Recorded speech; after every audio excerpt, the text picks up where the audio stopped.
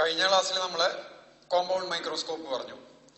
ഇന്ന് നമ്മൾ refracting telescope ആണ് ഡിസ്കസ് ചെയ്യുന്നത്. റിഫ്രാക്റ്റിംഗ് ടെലസ്കോപ്പ് എന്ന് പറഞ്ഞാൽ ദൂരെയുള്ള വസ്തുക്കളെ കാണാൻ ഉപയോഗിക്കുന്നതാണ്.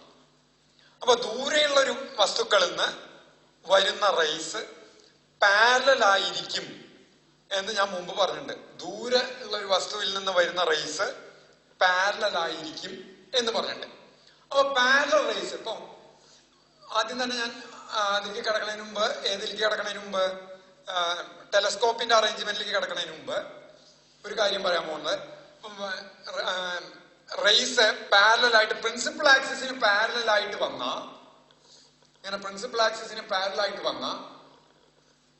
After refraction it converges A point എന്ന് പറയണ്ടായി. അതിനെ ഫോക്കസ് എന്ന് പറഞ്ഞു. ഈ പാരലൽ ബീം പ്രിൻസിപ്പൽ ആക്സിസിന് പാരലൽ ആണെങ്കിൽ പ്രിൻസിപ്പൽ ആക്സിസിൽ തന്നെ ഒരു പോയിന്റിൽ കൺവെർജ് ചെയ്യുന്നു കോൺവെക്സ് ലെൻസിന്റെ. ഇനി പ്രിൻസിപ്പൽ ആക്സിസിന് പാരലൽ ആവാണ്ട് പാരലൽ ആയിട്ട് വരുന്ന ബീമാ നിൽക്കുക, തമ്മി പാരലായിട്ട് ഇങ്ങനെ വരുന്ന ബീം, അതും ആഫ്റ്റർ റിഫ്രാക്ഷൻ രണ്ടു വട്ടം ബെൻഡിങ് കഴിഞ്ഞാൽ they also converges at a point. ഇങ്ങനെ വരണേച്ചാ ഈ ഫോക്കസ് കിടക്കുന്ന അതേ ലൈനിൽ അല്ലെങ്കിൽ ഫോക്കസിനെ ഇൻക്ലൂഡ് ചെയ്യുന്ന ഒരു പ്ലെയിൻ നമുക്ക് സങ്കല്പിക്കാം. ആ പ്ലെയിനിൽ ഒരു പോയിന്റിലാണ് ഇത് കൺവെർജ് ചെയ്യുക. അപ്പൊ ഇങ്ങനെ വരുന്നത് ഈ അടിയിൽ കൺവെർജ് ചെയ്യും, ഒരു പോയിന്റിൽ കൺവെർജ് ചെയ്ത് വരും എല്ലാം. അല്ലെങ്കിൽ ഇങ്ങനെ വരുന്ന പാരലൽ ബീമാച്ച പാരലൽ ആയിരിക്കണം, ഇപ്പുറത്തെ ഒരു പോയിന്റിലായിരിക്കും അത് കൺവെർജ് ചെയ്യാം. റിഫ്രാക്ഷന് ശേഷം ഇവിടെ ഒരു പോയിന്റ് കൺവെർജ് ചെയ്യും. എങ്ങനെയായാലും പാരലൽ ബീം ഫോക്കസിനെ ഉൾക്കൊള്ളുന്ന ഒരു പ്ലെയിനിലാണ് പാരലൽ ആയിട്ട് വരുന്ന ഒരു ബീം കോൺവെക്സ് ലെൻസില് റിഫ്രാക്ഷന് ശേഷം കൺവെർജ് ചെയ്യാം. ആ ഒരു ഐഡിയ മനസ്സിലുണ്ടാവുന്നത് നല്ലതാണ്. ഇനി നോക്കാം. ഇനി ഞാൻ നേരെ ഈ റിഫ്രാക്റ്റിംഗ് ടെലസ്കോപ്പിലേക്ക് പോവുകയാണ്. അവിടെയും ഇന്നലെ കോമ്പൗണ്ട് മൈക്രോസ്കോപ്പിൽ പറഞ്ഞ പോലെ രണ്ട് കോൺവെക്സ് ലെൻസുകളുള്ളത്. ഓബ്ജക്റ്റിന്റെ നേരെ നിൽക്കുന്ന ലെൻസിനെ ഒബ്ജക്റ്റീവ് എന്ന് പറയും. നമ്മൾ വ്യൂ ചെയ്യുന്ന ലെൻസിനെ, ഏത് ലെൻസിൽ കൂടെ നമ്മൾ വ്യൂ ചെയ്യുന്നു അതിനെ ഐ പീസ് എന്നും പറയും. ഇന്നലത്തെ പോലെ തന്നെ അറേഞ്ച്മെന്റ്. ഇവിടെ എന്താ ചെയ്യണ വെച്ചാ ഞാൻ ഇത് വരയ്ക്കുകയാണ്. കോൺവെക്സ് ലെൻസ് ഓബ്ജക്റ്റീവ് ആദ്യം വരച്ചു.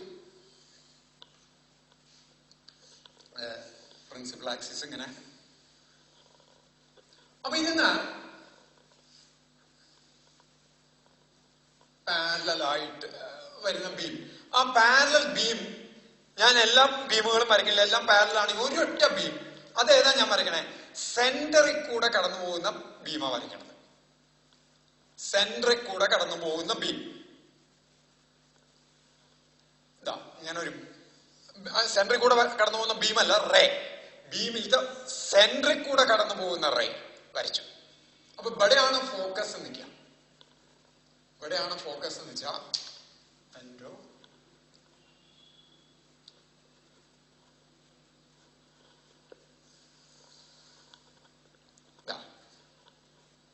ഇവിടെയാണ് ഫോക്കസ് വെച്ചാൽ ഇതാണ് ഇതിന്റെ ഫോക്കസ് എന്ന് വിചാരിക്കും.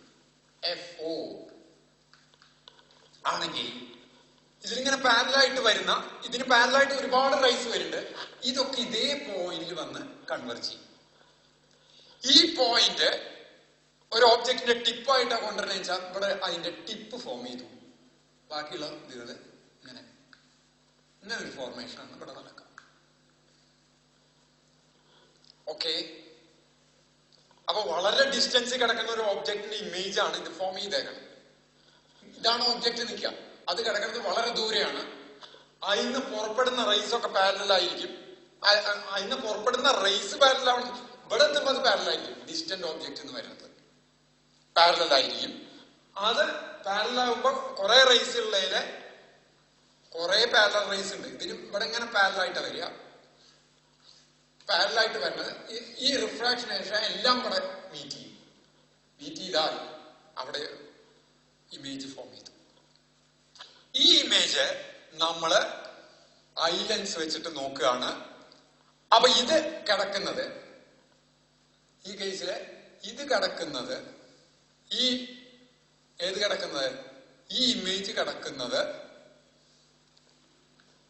എക്സാക്ട് ആയിട്ട് ഇതിന്റെ ഫോക്കസിൽ തന്നെയാണ് കിടക്കുന്നത്. ആ രീതിയിൽ ഇതിനെ അഡ്ജസ്റ്റ് ചെയ്യും. ഏതിനെ അഡ്ജസ്റ്റ് ചെയ്യും? രണ്ടാമത്തെ ലെൻസിനെ. അതായത് eyepiece is so adjusted that the image formed by the objective lies in its focal plane. അപ്പൊ ഇവിടെ തന്നെയാണ് ഇതിന്റെയും ഫോക്കസ് കിടക്കണേ. അപ്പൊ എന്തുണ്ടാവും? അപ്പോ പാരലൽ ആയിട്ട് അങ്ങനെ നമ്മൾ വരച്ച ഫൈനൽ ഇമേജ് ഫോക്കസിലാണ് ഒബ്ജക്റ്റ് കിടക്കണ വെച്ചാൽ ഇത് ഉണ്ടാക്കുന്ന ഇമേജ് എവിടെ വരിക? ഇൻഫിനിറ്റിയിലാണ് വരിക. അപ്പൊ എന്ത് വന്നു? ഇതാ ഇവിടുന്ന് ഞാൻ അങ്ങനെ ഇതിന്റെ സെന്ററിൽ നിന്ന് പുറപ്പെടുന്ന ഒരു റേ മാത്രമേ ഞാൻ വരയ്ക്കുള്ളൂ. ഒരു റേ മാത്രമേ വരയ്ക്കുള്ളൂ. ഇങ്ങനെ പോകുന്നു ആ റേ, സെന്ററിൽ കൂടെ പോകുന്ന റേ. ഇത് കണ്ണിലേക്കാണ് പോകുന്നത്. This ray to eye. ഇതായി കണ്ണിലേക്ക് പോയി. ആൻഡ് ഫൈനൽ ഇമേജ് എവിടെ ഫോം ചെയ്യും?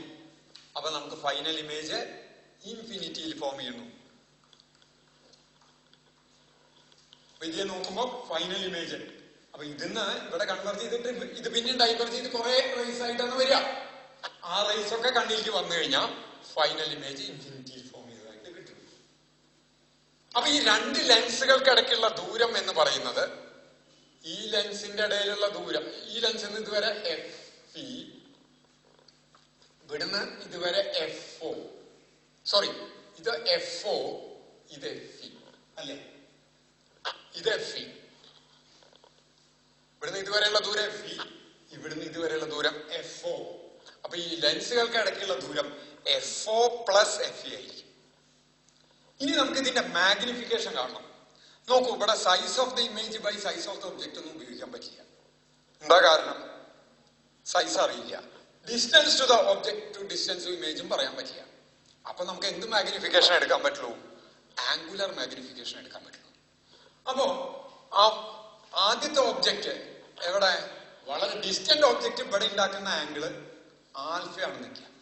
ഇത് സബ്റ്റൻഡ് ചെയ്യുന്ന ആംഗിൾ ആൽഫയാണെങ്കിൽ, ഓബ്ജക്റ്റ് സബ്റ്റൻഡ് ചെയ്യുന്ന ആംഗിൾ ആൽഫയാണെങ്കിൽ ഈ ആംഗിൾ ആൽഫയാണെങ്കിൽ ഈ ആംഗിൾ ആൽഫയാവുമല്ലോ. അപ്പൊ അതുപോലെ ഈ ഇമേജ് ഇവിടെ സബ്റ്റൻഡ് ചെയ്യുന്ന ഈ ആംഗിൾ ബീറ്റ ആണെങ്കിൽ, ഇത് കണ്ണിൽ സബ്റ്റൻഡ് ചെയ്യുന്ന ഈ ആംഗിൾ ബീറ്റ ആണെങ്കിൽ ഇതും ബീറ്റ ആയിരിക്കും, ഈ ആംഗിളും ബീറ്റ ആയിരിക്കും. Am I right? ബീറ്റ. ഇതിന്റെ ഹൈറ്റ് h ആണെന്ന് വിചാരിക്കാം, ഇതിന്റെ സൈസ് h ആണെന്ന് വിചാരിക്കാം. അപ്പൊ നമുക്ക് magnification can be defined as angle subtended by the image, angle subtended by the image by angle subtended by the object എന്ന് എടുക്കാം. Angle subtended by the image divided by angle subtended by the object equals beta divided by alpha. Beta divided by alpha. ഇത് നോക്കൂ, ഇത് വളരെ ചെറുതായിരിക്കും. കാരണം distant നിന്ന് വരുന്ന റേസ് അത് സബ്റ്റൻഡ് ചെയ്യുന്ന ആംഗിള് വളരെ ചെറുതായിരിക്കും. ഇപ്പൊ ഒരു സ്റ്റാർ ആണ് നിൽക്കുക, സ്റ്റാറിനെ നോക്കണേ വെച്ചാൽ അത് വളരെ ചെറുതായിട്ടാ കാണുന്നത്. അപ്പൊ ഇവിടെ അത് സബ്റ്റൻഡ് ചെയ്യുന്ന ആംഗിൾ എന്ന് പറയുന്നത്, ഞാൻ അത് വലുതാക്കി വരച്ചു എന്നേ ഉള്ളൂ, അത്ര വലുതായിരിക്കില്ല, ആംഗിള് വളരെ ചെറുതായിരിക്കും. റൈറ്റ്? അങ്ങനെ വരുമ്പോ എനിക്ക് ബീറ്റയ്ക്ക് പകരം this is equal to tan beta by tan. Alpha ചെറുതായാൽ ബീറ്റയും ചെറുതാവും കറസ്പോണ്ടിങ് ആയിട്ട്. ഇങ്ങനെ എഴുതാം. അപ്പൊ ടാൻ ബീറ്റ എന്ന് പറയുന്നത് ഈ ട്രയാങ്കിളിൽ നിന്ന് ടാൻ ബീറ്റ എന്ന് പറയുന്നത് ഇതൊരു റൈറ്റ് ആംഗിൾ ട്രയാങ്കിൾ ആണ്. ഈ ദൂരം FE ആണ്, ഇത് h ആണ്. ഓപ്പോസിറ്റ് സൈഡ് എന്ന് പറയുന്നത് h ആണ്, ഈ ദൂരം FE ആണ്. So I can write h by FE divided by alpha. ഈ ട്രയാങ്കിളിന് ആൽഫ എന്ന് പറയുന്നത് h ബൈ FO. എന്താ? ഇവിടുന്ന് ഇതുവരെയുള്ള ഡിസ്റ്റൻസ് FO, ഓപ്പോസിറ്റ് അതായത് adjacent side FO, opposite side h. ഹും എച്ചും വെട്ടിപ്പോയി. 1 ബൈ FE ബൈ 1 ബൈ അല്ല 1 by FE by 1 by FO. അപ്പൊ FO മുകളിലേക്ക് പോയി. What we will get is FO by FE. FO by FE. നോക്കൂ, മാഗ്നിഫിക്കേഷൻ കൂടണമെങ്കിൽ FO കൂടണം. അതായത് focal length of objective must be larger than focal length of eyepiece. ഐപീസിനെക്കാട്ടിലും ഒബ്ജക്റ്റീവിന്റെ focal length കൂടുതലായിരിക്കണം. അപ്പോഴേ ഇത് ഇങ്ങോട്ട് നല്ലോണം നീങ്ങി വന്നാൽ ഈ ആൽഫ കുറഞ്ഞിട്ട് ബീറ്റ കൂടും. റൈറ്റ്? അപ്പോഴാണ് ഈ FO FE ഒക്കെ കൂടുതലായാൽ 1 കൂടുതൽ മാഗ്നിഫിക്കേഷൻ കിട്ടും. പിന്നെ പോരാത്തതിന് ഡിസ്റ്റന്റ് ഓബ്ജക്റ്റ് എന്ന് വരുമ്പോ കൂടുതൽ റേസ് വന്നാലേ അതിനെ വ്യക്തമായിട്ട് കാണാൻ പറ്റുള്ളൂ. റേസിന്റെ എണ്ണം കുറഞ്ഞ വ്യക്തത കുറയും, ആ ഒബ്ജക്റ്റിനെ കാഴ്ച കുറയും, വ്യക്തത കുറയും. ഇന്റൻസിറ്റി, തീവ്രത, നല്ലോണം തീവ്രമായിട്ടുള്ള ലൈറ്റ് ഉള്ളതേ കാണാൻ പറ്റുള്ളൂ. ഇന്റൻസിറ്റി വല്ലാണ്ട് കുറഞ്ഞു കഴിഞ്ഞാൽ, ഒരു പരിധിയിൽ ഇന്റൻസിറ്റി കുറഞ്ഞാൽ പിന്നെ അതിനെ കാണില്ല. എന്താണ് കാരണം? കണ്ണില് റേസ് എത്തില്ല തന്നെ. അപ്പോ ഇതിൽ കൂടുതൽ റേസിനെ കിട്ടണമെങ്കിൽ ഇതിന്റെ അപ്പറേച്ചറും, ഏതിന്റെ ഒബ്ജക്റ്റീവിന്റെ അപ്പറേച്ചറും സാമാന്യം വലുതാക്കി എടുക്കാറുണ്ട്. പക്ഷെ ഒരു പരിധി കണ്ട് കൂടുതൽ വലുതാക്കാറില്ല. വലുതാക്കി കഴിഞ്ഞാൽ എഡ്ജിൽ വരുന്ന റേസ് ഫോക്കസ് ചെയ്യുന്ന ഫോക്കസും പാരാക്സിയൽ റേസ് പ്രിൻസിപ്പൽ ആക്സിസിനോട് അടുത്ത് കിടക്കുന്ന റേസ് ഫോക്കസ് ചെയ്യുന്ന ഫോക്കസും പ്രിൻസിപ്പൽ ആക്സിസിൽ നിന്ന് അകന്ന് കിടക്കുന്ന ഭാഗത്ത് വീഴുന്ന റേസ് ഫോക്കസ് ചെയ്യുന്ന ഫോക്കസും രണ്ടും വ്യത്യസ്തമായിരിക്കും. അപ്പൊ ക്ലിയർ ഇമേജ് കിട്ടില്ല. ഇതിനെ സ്പെരിക്കൽ അബറേഷൻ എന്ന് പറയും. ലെൻസിന്റെ അപ്പറേച്ചർ വല്ലാണ്ട് കൂട്ടിക്കഴിഞ്ഞാൽ പ്രിൻസിപ്പൽ ആക്സിസിന്റെ അടുത്ത് കിടക്കുന്ന റേസ് ഒരു ദൂരെയുള്ള ഫോക്കസിൽ കൺവെർജ് ചെയ്യും. റേസ് ദൂരെയുള്ള ഫോക്കസിലാണ് വന്ന് കൺവെർജ് ചെയ്യുക. എഡ്ജിൽ വരുന്ന റേസ്, മാർജിനൽ റേസ് എന്ന് പറയും, അത് ലെൻസിനോട് അടുത്ത് കിടക്കുന്ന ഒരു പോയിന്റിലാണ് കൺവെർജ് ചെയ്യുക. അപ്പോ ഇതില് വീഴുന്ന എല്ലാ റേസും ഒരു പോയിന്റിലല്ല കൺവെർജ് ചെയ്യുക, പല പല പോയിന്റുകളിൽ കൺവെർജ് ചെയ്ത് കഴിഞ്ഞാൽ ഇമേജിന് ക്ലാരിറ്റി ഉണ്ടാവില്ല, ബ്ലർഡ് ആവും. ഈ ഡിഫക്റ്റിനെ സ്പെരിക്കൽ അബറേഷൻ എന്ന് പറയും. ഇത് ലെൻസിലും ഉണ്ടാവും, മിററിലും ഉണ്ടാവും. അപ്പൊ ഇതാണ് ആസ്ട്രോണമിക്കൽ ടെലസ്കോപ്പ്. അതിന്റെ മാഗ്നിഫിക്കേഷന്റെ ഫോർമുലയാണ് ഇപ്പൊ പറഞ്ഞത്. ഒരു ടെലസ്കോപ്പും കൂടി പറയാണ്ട്, ദിസ് ഈസ് റിഫ്രാക്റ്റിംഗ് ടെലസ്കോപ്പ്. ഇനി ഒരെണ്ണുള്ളത് റിഫ്ലക്റ്റിംഗ് ടെലസ്കോപ്പാണ്. അത് വളരെ ഈസിയാണ്, നമ്മൾ സ്ഥിരം കാണുന്ന ഒരു പ്രിൻസിപ്പിളാണ് അതിന്റെ. എന്ന് വെച്ചാൽ ഈ നമ്മൾ ഈ ഡിഷ് ആന്റീന, വലിയ ഡിഷ് ആന്റീന കണ്ടിട്ടുണ്ടാവും, പാരാബോളിക് ഇതായിട്ട് ഇങ്ങനത്തെ. അപ്പോ ഈ റിഫ്ലക്റ്റിംഗ് ടെലസ്കോപ്പിലും അതന്നെയാണ്. ഇങ്ങനത്തെ ഒരു കോൺകേവ് റിഫ്രാക്റ്റിംഗ് സർഫസ്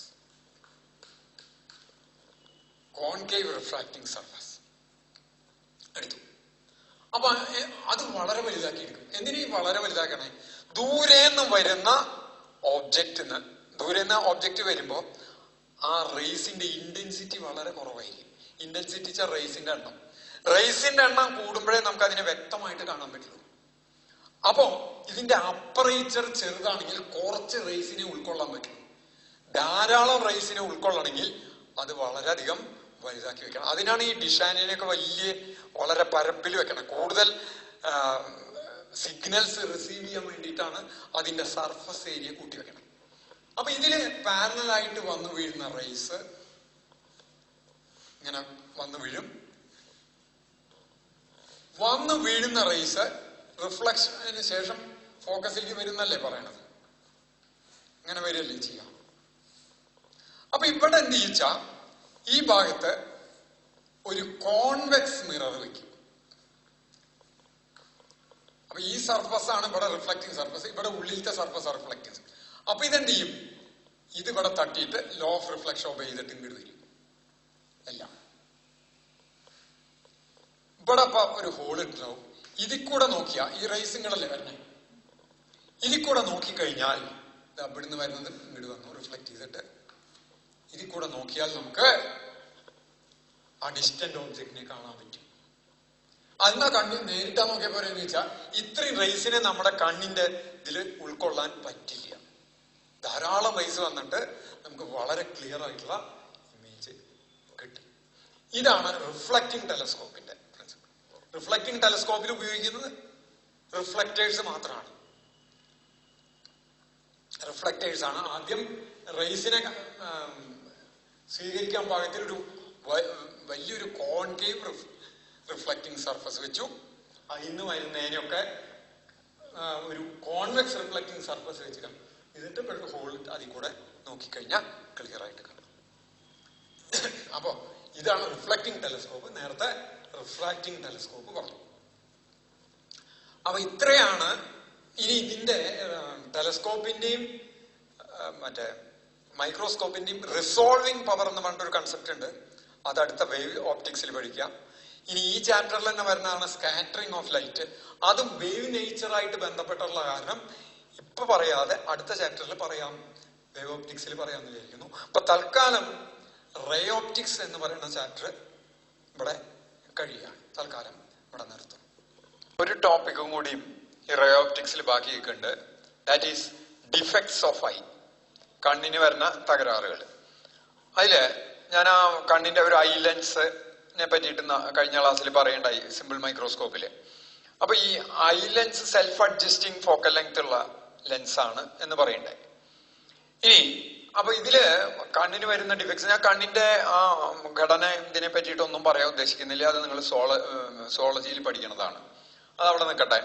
അപ്പോ അതിൽ വരുന്ന ഡിഫക്റ്റ് എന്ന് പറഞ്ഞു കഴിഞ്ഞാൽ, ഫസ്റ്റ് ഡിഫക്റ്റ് എന്ന് പറഞ്ഞാൽ ഷോർട്ട് സൈറ്റഡ്നെസ് അല്ലെങ്കിൽ near sightedness, short sight.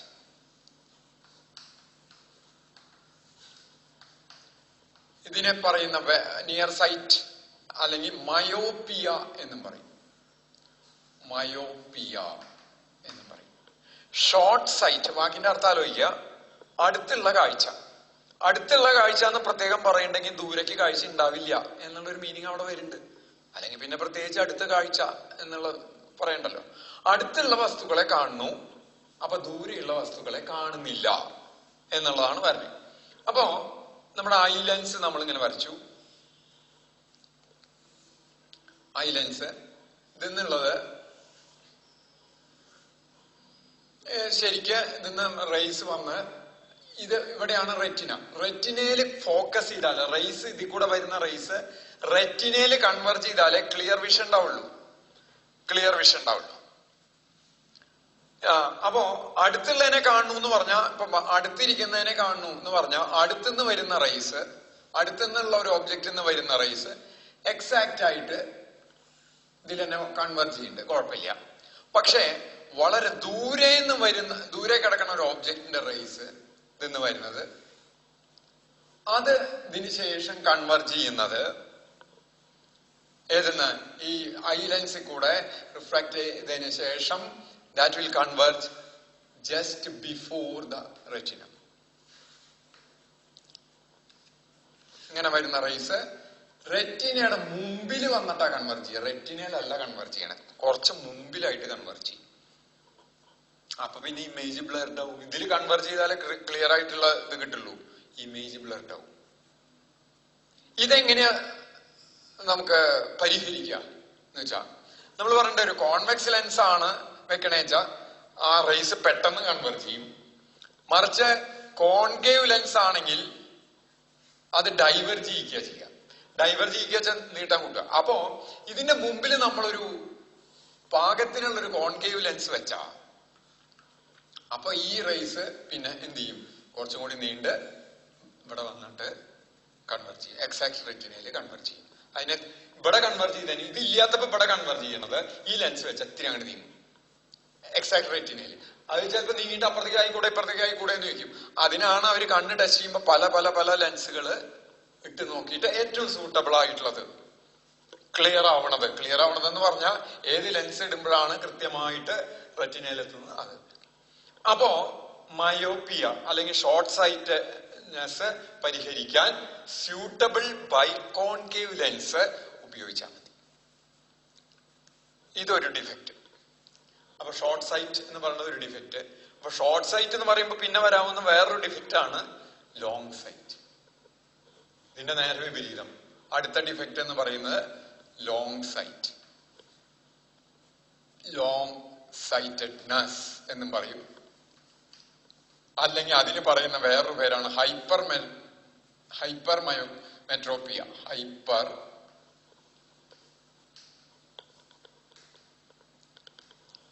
Long sight. Long sight എന്ന് പറഞ്ഞാൽ ഇപ്പൊ പുസ്തകം വായിക്കാൻ പറ്റില്ല, അടുത്ത് പിടിച്ചാൽ വായിക്കാൻ പറ്റില്ല, ദൂരെയുള്ളത് ക്ലിയർ ആയിട്ട് കാണുന്നു. ദൂരെയുള്ളത് ക്ലിയർ ആയിട്ട് കാണും, അടുത്തുള്ളത് ക്ലിയർ ആയിട്ട് കാണുന്നില്ല. അടുത്തുള്ളത് ക്ലിയർ ആയിട്ട് കാണുന്നില്ല വെച്ചാ അടുത്തുള്ള എന്ന് വരുന്ന റേസ് എന്ത് ചെയ്യണു? ദൂരെയുള്ളതിനെ കാണുന്ന വെച്ചാൽ ദൂരെയുള്ളത് ഇവിടെ കൺവേർജ് ചെയ്യുന്നു. അപ്പൊ അടുത്തുള്ളത് അതിന്റെ പിന്നിൽ പോയിട്ട് കൺവേർജ് ചെയ്യല്ലേ ഉണ്ടാവുക. റെറ്റിനയുടെ പിന്നിൽ പോയിട്ടല്ലേ കൺവേർജ് ചെയ്യുക. ദൂരെയുള്ളത് വരുന്നത് എക്സാക്ട് ഇവിടെ കൺവേർജ് ചെയ്യണു വെച്ചാ ഈ ലെൻസ് അടുത്തേക്ക് പിടിക്കുമ്പോ ഇങ്ങനെ തിക്കായിട്ട് വരും. അടുത്തേക്ക് വരുമ്പോ ഇതിന്റെ തിക്കായിട്ട് വരുന്ന പറഞ്ഞ ഞാൻ അന്ന്. അപ്പോ അത് കൺവേർജ് ചെയ്യണത് എവിടെയാവും? റെറ്റിനയുടെ ബാക്കിലാണ് കൺവേർജ് ചെയ്യുക. റെറ്റിനയുടെ ബാക്കിൽ കൺവേർജ് ചെയ്യും. അപ്പൊ അടുത്തുള്ള വസ്തുക്കളെ കൃത്യമായിട്ട് കാണില്ല. അതെങ്ങനെ പരിഹരിക്കാം? അപ്പൊ കൺവെർജൻസ് ഇങ്ങോട്ട് നീക്കണമെങ്കിൽ പെട്ടെന്ന് കൺവേർജ് ചെയ്യിക്കാൻ നല്ലത് ശരിക്കുള്ള ഗ്ലാസ് പ്ലേറ്റ് ആച്ചാൽ അത് നേരെ പോവും. ഇങ്ങനത്തെ ആണെന്ന് ഉടനെ ഇപ്പുറത്തേക്ക് കൺവെർജൻസ് മാറ്റും. അപ്പൊ ഏറ്റവും നല്ലത് ഏത് ഉപയോഗിക്കാണ്? സ്യൂട്ടബിൾ കോൺവെക്സ് ലെൻസ് ഉപയോഗിച്ച് അത് ഉപയോഗിച്ച് കഴിഞ്ഞാൽ ഇവിടെ കൺവേർജ് ചെയ്യുന്ന എന്ത് വരും? ഇതിൽ നിന്ന് ഇതായിട്ട് വന്നിട്ട് എക്സാക്ട് ആയിട്ട് റെറ്റിനയിൽ തന്നെ കൺവേർജ് ചെയ്യും. എക്സാക്ട് ആയിട്ട് റെറ്റിനയിൽ കൺവേർജ് ചെയ്യും. Will get A clear image. അപ്പോ ഹൈപ്പർമെട്രോപ്പിയ അല്ലെങ്കിൽ ലോങ് സൈറ്റ് പരിഹരിക്കാനുള്ള വഴിയാണ് സ്യൂട്ടബിൾ കോൺവെക്സ് ലെൻസ് ഉപയോഗിച്ച് അത് പരിഹരിക്കാം. മൂന്നാമത് വരുന്ന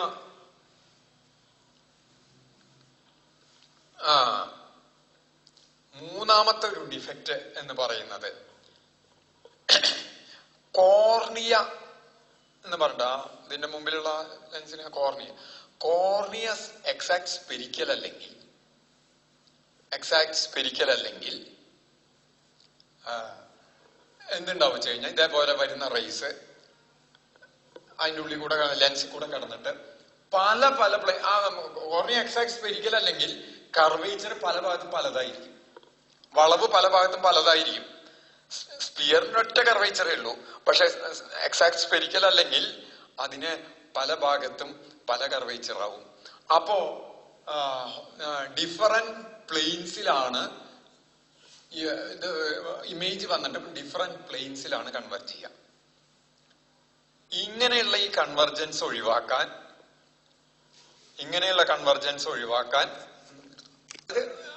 പെർഫെക്റ്റ് സ്പെരിക്കൽ അല്ലെങ്കിൽ കോർണിയ സ്പെരിക്കൽ അല്ലെങ്കിൽ റെറ്റിനയിൽ വന്നു വീഴുമ്പോൾ ഡിഫറെന്റ് പ്ലെയിൻസിലാണ് വന്നു വീഴുക. കാരണം കോർണിയ സ്പെരിക്കൽ അല്ലെങ്കിൽ ഡിഫറെന്റ് പാർട്സിൽ ഡിഫറെന്റ് കർവേച്ചേഴ്സ് ആവും. അപ്പൊ ഹൊറിസോണ്ടൽ ആൻഡ് വെർട്ടിക്കൽ പ്ലെയിൻസിൽ നിന്ന് വരുന്ന റേസ് ഡിഫറെന്റ് ഇതിലാണ് കൺവേർജ് ചെയ്യുക. ഡിഫറെന്റ് പ്ലെയിൻസിലാണ് ഫോക്കസ് ചെയ്യുക. അങ്ങനെ വരുമ്പോൾ ഇമേജ് ബ്ലർഡ് ആവും. ഈ ഡിഫക്റ്റിനെ പറയുന്ന പേരാണ് മൂന്നാമത്തെ ഡിഫക്റ്റ്, ആസ്റ്റിഗ്മാറ്റിസം. ആസ്റ്റിഗ്മാറ്റിസം എന്ന് പറയും. ഇത് പരിഹരിക്കാൻ to remedy this we can use cylindrical lenses. Cylindrical lenses വെച്ചിട്ടാണ് ഈ ആസ്റ്റിഗ്മാറ്റിസം പരിഹരിക്കുക. ദാറ്റ് ക്യാൻ ബി സ്യൂട്ടബിൾ ആയിട്ട് നോക്കിയിട്ട് അപ്പൊ എല്ലാത്തിനും ഒരേ പ്ലെയിനിൽ എത്തിക്കാൻ പാകത്തില്ല. സിലിണ്ടറിക്കൽ ഷേപ്പ് ആകുമ്പോൾ ഡിഫറെന്റ് ഭാഗത്ത് നിന്ന് വരുന്നതിനെ ഒക്കെ ഒരേ പ്ലെയിനിൽ എത്തിക്കാവുന്ന രീതിയിലേക്ക് കൊണ്ടുവരാൻ പറ്റും. അപ്പൊ അങ്ങനെയാണ് ആസ്റ്റിഗ്മാറ്റിസം പരിഹരിക്കുക. അപ്പോൾ ഷോർട്ട് സൈറ്റിന് പരിഹാരം സ്യൂട്ടബിൾ കോൺകേവ് ലെൻസ്, ലോങ് സൈറ്റിന് പരിഹാരം കോൺവെക്സ് ലെൻസ്, ഇതിന് പരിഹാരം ആസ്റ്റിഗ്മാറ്റിസത്തിന് പരിഹാരം cylindrical lenses. These are the defects of eye. അപ്പൊ ഇത്രയാണ് നമുക്ക് റേ ഓപ്റ്റിക്സിൽ നോക്കാനുള്ളത്. തൽക്കാലം ഇവിടെ